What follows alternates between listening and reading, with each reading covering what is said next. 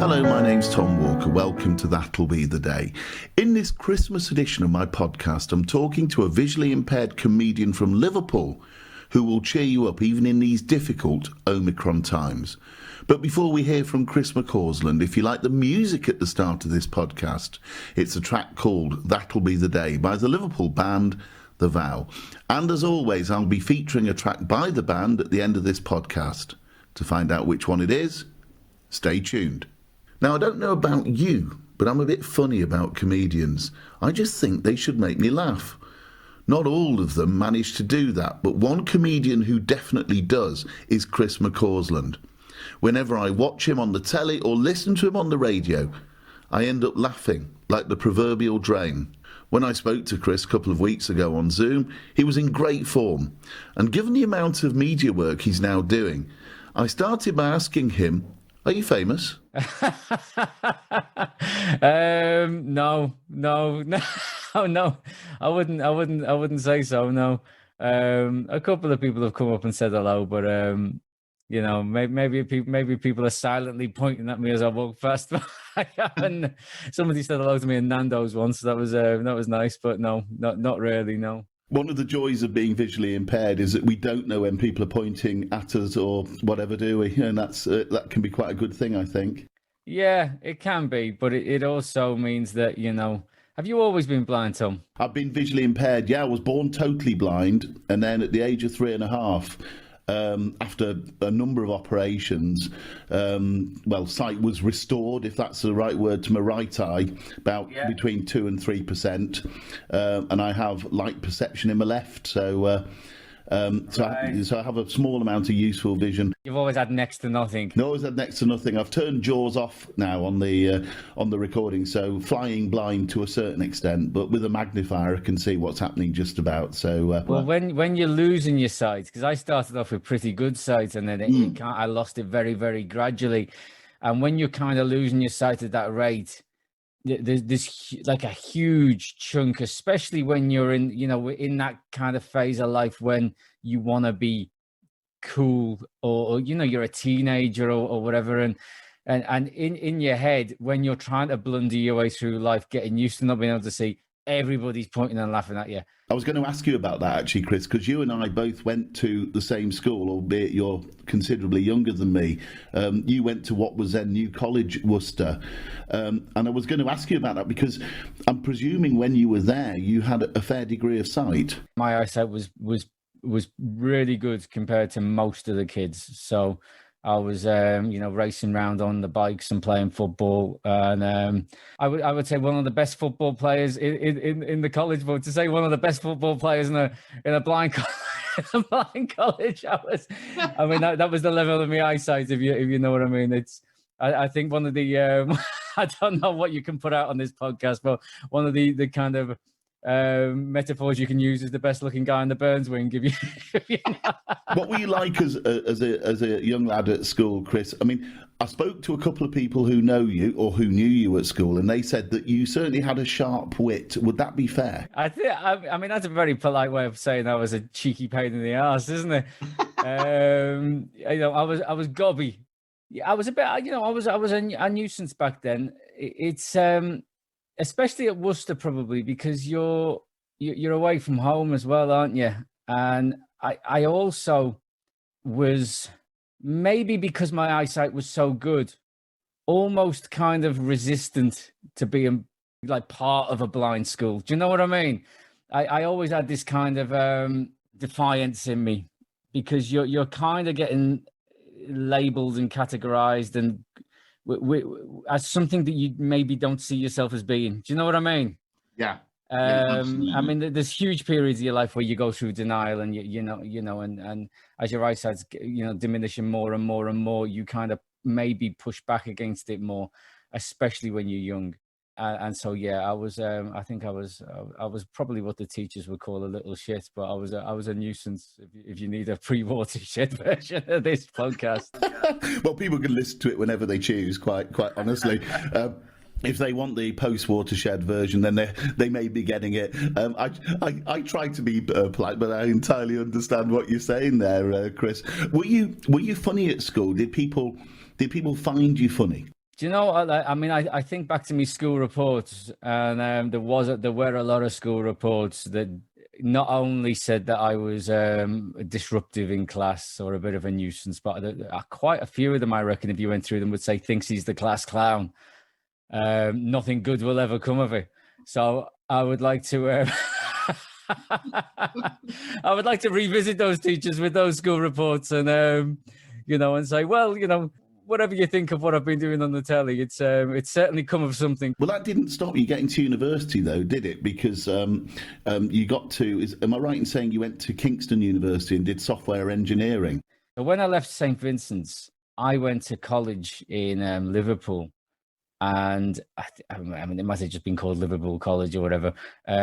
But I lasted about 6 weeks, and this was back in about '94, and just the support that the college offered was non-existent. It was just a different era, and they were unable to teach me. They were unable to provide the materials to include me in the classes, and I lasted maybe 4 or 6 weeks, and I ended up going to RNC for 2 years. And so my experience of trying my hand at the mainstream further education wasn't really that good, to be honest. And so I wasn't going to go to uni. And it was a guy called Tim Ashmore, who was the maths lecturer at RNC, who probably in terms of teachers, I would say was the most influential person within my education. He was wonderful, but he convinced me to just apply to the universities. And then if I don't want to go, I don't have to go. So to keep him quiet, I applied to 6 of them. And one of them I put down was Kingston, just because a mate of mine had gone there the year before and seemed to be having a good time. So that was the level of my research into, the educational institution that was going to offer me the best prospects. Is just, well, if I went there, I'd know someone and I wouldn't be just on my own in a new place, which I found really intimidating, to be honest. And how was university for you as a visually impaired person? Did they make the changes, the adaptations that you needed? Because it sounds to me like software engineering is one of those courses that would need quite a lot of adaptation. Yeah, and Kingston was very good, to be honest. I had such a good first year socially that I'll be honest, I didn't do a lot. And the thing with computers is when you do a degree in software engineering, which is computer science, really, the first year is for people that have never done A-level computers or maths. And I did A-level computers and A-level maths and AS level further maths. And so I found it so easy that the subjects they were teaching that I didn't really go to a lot, and subsequently passed by the skin of my teeth because funny thing is I had to have a meeting at the end of the first year with one of the lecturers who was going to decide based on this one meeting whether I got passed to the second year. And I turned up and he was like, "Oh, I don't even recognize you." He didn't recognize me from any of the classes. And the thing is I didn't, his name was Nigel Ling. And I just assumed with a surname like Ling, it just sounded a little bit Chinese to me. And I thought there was going to be this Chinese fella turning up, and he was this middle-class white English fella who turned up. And that surprised me as well, because I'd never been to his lectures. He'd never seen me. And then the second and third years you worked harder, I guess, did you? Yeah, harder, but I was very much a deadline worker. From a social point of view, it sounded like you had a really good time at Kingston. Were students quite cool with you, were they? They didn't mind or didn't raise any problems with the fact that you're visually impaired? No, it was all good. And as I say, I followed a friend of mine down here who did very well in his first year, and then I arrived, and because I had such a good first year, he failed his second year and had to repeat his first year. So he failed his second year and had to repeat that. So we ended up on the second year at the same time. When you graduated, then you went into programming or software analysis or something along those lines, did you? I did my placement year doing website development and at a software company. And then when I came out of uni, I was looking for, similar work, really, and applying to lots of things and just not getting anything, really. I went for interviews where just the systems that they used were inaccessible. Because I'm presuming by this point you were definitely needing access software of some description or other. Yeah, so I kind of transitioned from Zoom text to, I used JAWS for a while. So I transitioned from Zoom text to JAWS.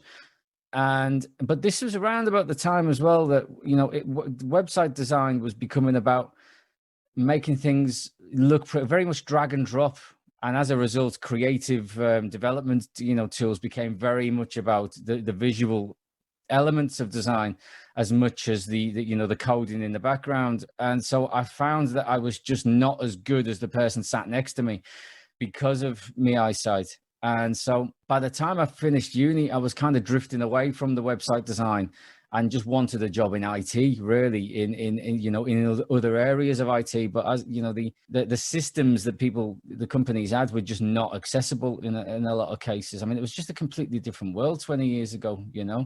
Did your visual impairment go against you as well, do you think? Yeah, and probably my own confidence with it. I wasn't exactly confident with it because I was still losing my sight. Yeah. And I found that, I mean, now, like you look at, people keep on saying to me stories of, have you seen this thing that gives you some of your sight back, this new device that you wear that, you can see. I would rather be able to see nothing than a little bit because I find it easier. Very interesting you should say that. I had a similar conversation with somebody on a different podcast the other day. And yes, I think those of us who have a small amount of sight do sometimes experience more difficulties than those that have nothing. Yeah, you try and do more things that you just can't do. And I mean, maybe I'm just talking from a point of view of losing it slowly and denial, in that you still think you can do things that it takes an inciting incident or almost killing yourself, almost getting hit by a bus in the dusk to realize that maybe you shouldn't be crossing busy roads anymore and things like that. You mentioned there, Chris, about confidence, and listening to you now and seeing you on the television, hearing you on the radio, one thing that you aren't short of now is confidence. Where did that come from? Where did that renewed confidence appear from? Well, I've been doing stand-up I'm in my 19th year now, so I've got a lot of confidence in terms of performing, but that confidence doesn't necessarily, transfer into other areas of your life. When I started doing stand-up, I had a job for 2 years when I was doing open mic comedy. And at that point, I could stand up in a room of 50 people and do stand-up, but I couldn't put my hand up in a meeting and ask a question in case it was a stupid question. The confidence that you have in one area doesn't necessarily make you a confident person across the board. I mean, I see people, you get people who are blind, who go out and do all kinds of things with their dog or their stick or whatever, and I don't have that kind of confidence. So in terms of performing, it's confidence I've built up over 19 years. But in terms of TV, it's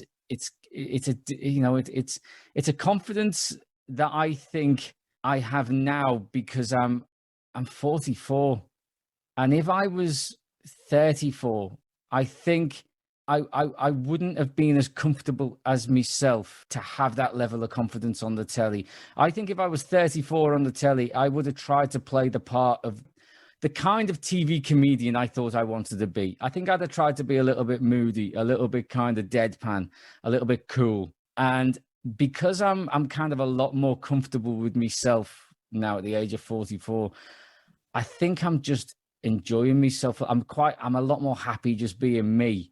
And as a result, on the telly, you just look like you're having a better time and you look more confident. Can I take you back to the first open mic night you did in Balham in, was it 2003? Yeah. As you prepared for that, you would have been at home, no doubt, and thinking, what am I going to wear and all that sort of stuff. How were you feeling as you approached that open mic night? I felt sick. Like you could have pushed me over with a finger. I mean, I don't know why I put myself through it, to be honest. It was on a Tuesday night, and I took the Monday and the Tuesday off work. It was weighing so heavily on me. And at the time, I was a smoker. And I mean, on the Tuesday, I don't think I ate anything. I think I just drank coffee and smoked cigarettes. I couldn't bear the thought of solid food. And when I arrived to do the gig, I felt so sick in my stomach, which is probably because I'd only had nicotine and caffeine.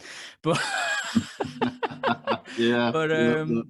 But yeah, no, I mean, I don't know why I put myself through it. It was a real dare to myself because I've always been such a comedy fan, and it was just one of them things that I dwelled on too long. That, oh, what a cool job it must be! What a cool thing it must be to do comedy.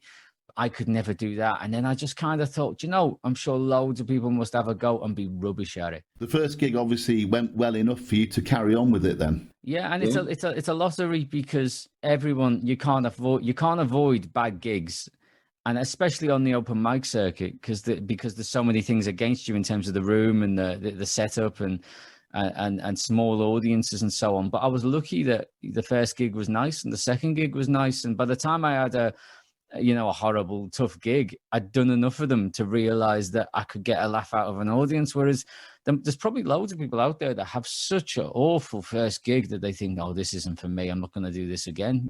From your point of view as a visually impaired person, were you listening for sort of feedback from the audience? I mean, obviously, if people are laughing or whatever, you know that you're doing okay. Was that how it worked for you then? There's swings and roundabouts in that I can't see the smiling faces in the room. So I do rely on the laughter, but I also can't see the people that hate me. And you've done a lot of television as well, EastEnders, and I know you've been on CBeebies, Blankety Blank, and many more live at the Apollo. The television is a fundamentally visual medium. How do you cope with that as a blind person? Because my big anxiety is, how do I look? I did a bit of telly earlier this year, and the only thing I was worried about was I didn't look gormless. That was the word I used to the production staff. What are your thoughts on that? When you're doing primetime telly or proper kind of comedy shows and things like that, you don't have to worry about your clothes. You take your clothes, but there's people there to check over them and things like that. You get someone put your makeup on and do your hair because you don't want a big shiny face on the telly, the lights and all that. So it's not really something that you have to worry about. It's more your lack of awareness of visual things that are going on. What I've realized, or what you've kind of got to realize, is that you can't see things. And it doesn't matter whether you misunderstand something that's happened in the room, because that can just be funny. And if you're relaxed with it, then the audience is relaxed with it. And part of normalizing blindness is allowing people to see that shit happening. you know what I mean? Yeah, and if you're comfortable with it, then everybody's comfortable with it. I'm a believer that people can make tweaks to shows in order to make them a little bit more accessible. But I don't want people changing things too much. When I did Have I Got News for You, it's a very visual show. And we made a few little tweaks to the show to make it a more accessible experience. But yet there were still people on Twitter who said, I can't believe how visual Have I Got News for You was. It's a disgrace. Well, that's Have I Got News for You. And I want to do Have I Got News for You. I don't want to be the person on Have I Got News for You that changes it past the point where it stops being Have I Got News for You. Mercifully, apparently I didn't look gormless. And I went to my sister afterwards and asked her for her appraisal. And I knew if anybody would be honest, she would say, oh, that was rubbish, or it was good. And mercifully, she was very positive. Do you have somebody who you go to, I don't know, get some evaluation, some feedback on how you've done? Who do you speak to? Who gives you the honest version? Because you know what it's like in the media. Everybody goes, oh, yeah, that was great, that was fine, that was lovely. And it's hard to know whether to take them seriously or not. Yeah, I mean, my agent is always with me at most recordings, but always good with the feedback. I can't watch myself without bias, and it's not the bias that you would think going, oh, aren't I great? Look at me. I hate myself so much that I can't.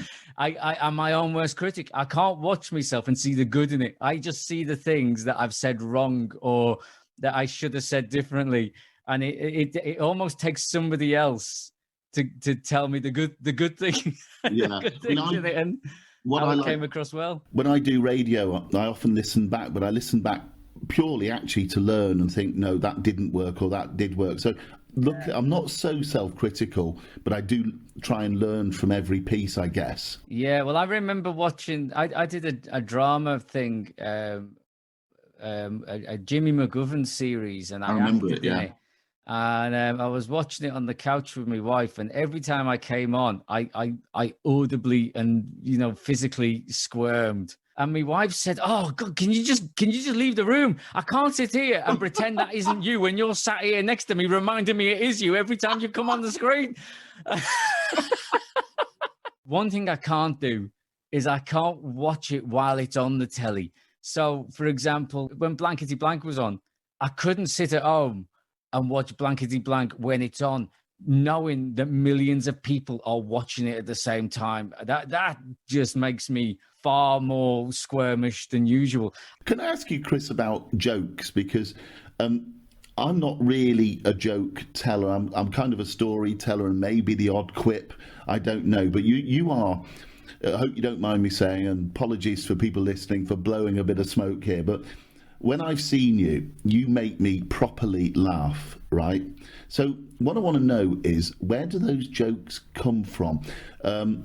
It's a bit like asking a magician for the secret to their tricks, I guess.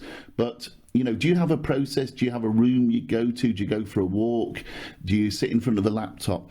Where do those jokes come from? I'm fascinated to know. Do you know, it's a little bit of everything, to be honest. Sometimes it's sitting down in front of a computer and trying to write a bit, and sometimes it's when you're trying to go to sleep, and sometimes it's on stage.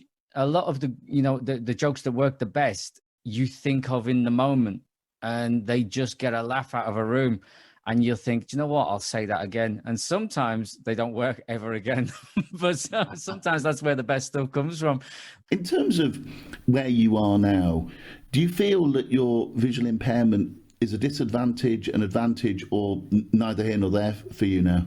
I would say it's a disadvantage in most situations.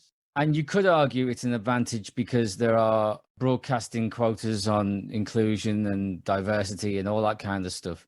But there's also a lot of people on TV that don't fall into diverse categories.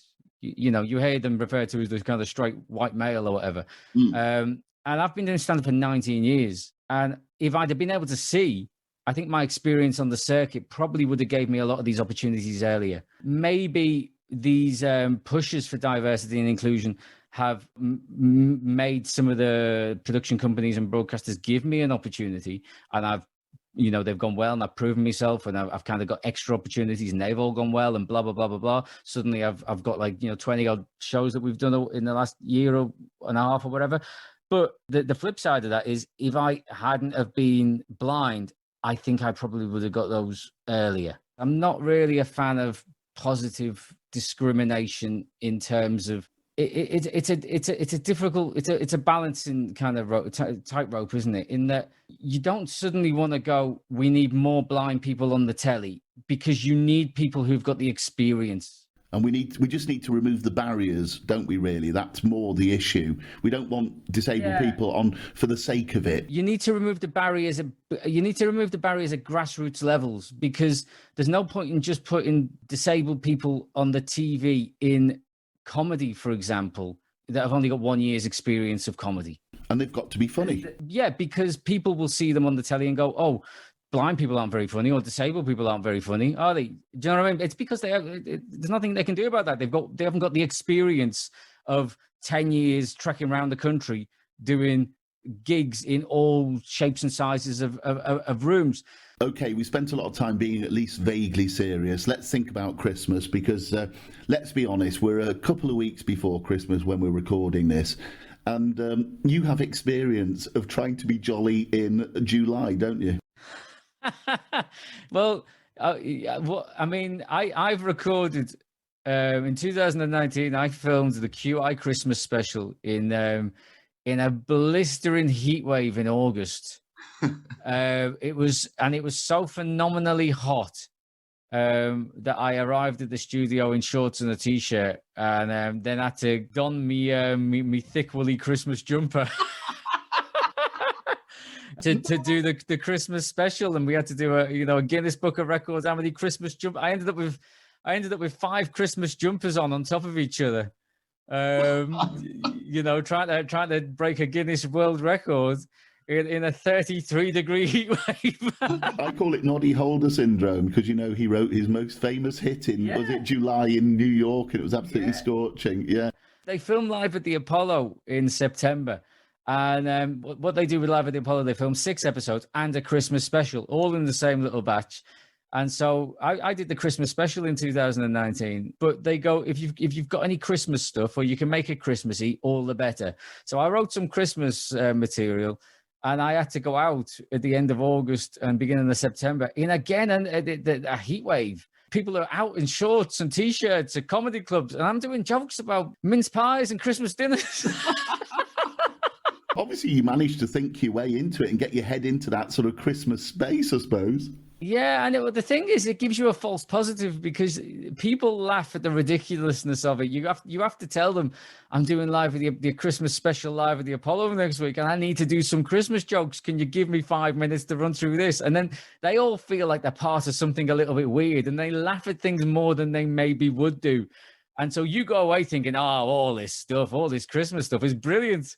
And it turns out that like half of it's rubbish. They were just laughing because you were a bloke in a heat wave doing Christmas jokes.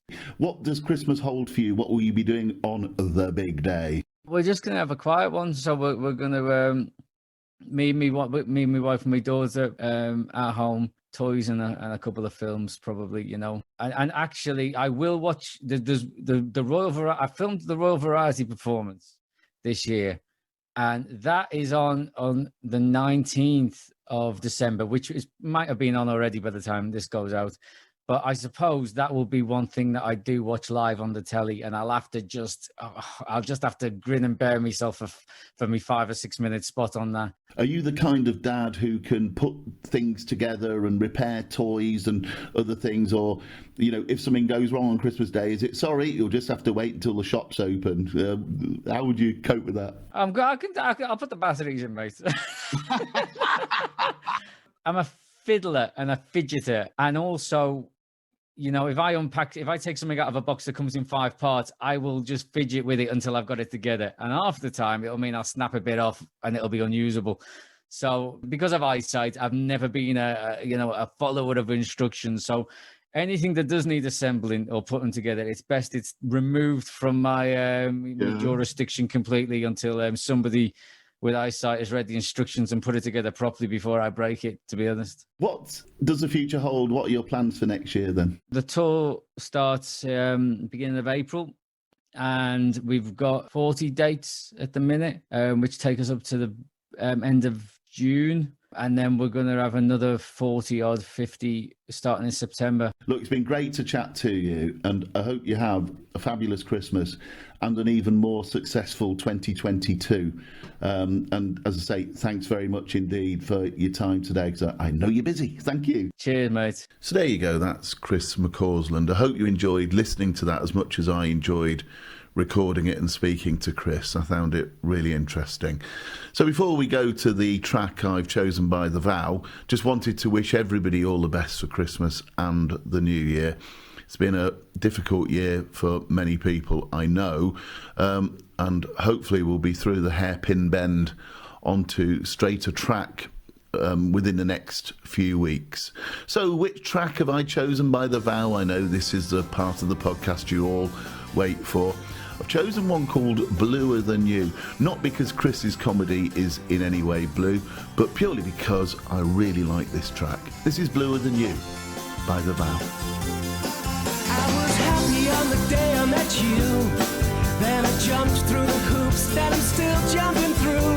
You're written in the lines of my face, don't the lines of my hands testify my fate. I was friendly in a roundabout way, wasn't wise to your lies or the games you could play.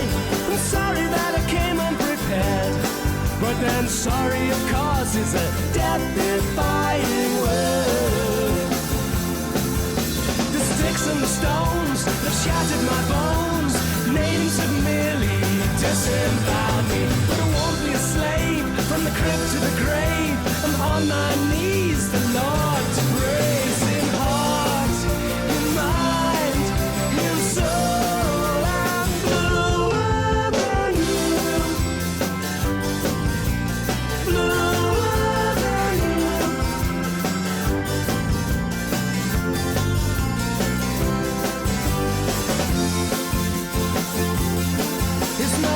see when you've fallen from grace, when your heart is exposed and explodes in your face. Then every time I open my eyes, I see wise men and fools portending my demise. I was happy till the day I met you, had a song in my heart and an aim to be true. Now I've got a thought to appease. There's no rest for my mind, no cure for my disease. It's the sticks and the stones that shatter your bones. Names can only disembowel you, but I won't be a slave from the crib to the grave. I'm on my knees, the Lord to praise, in heart, in mind, in soul. I'm bluer than you, bluer than you.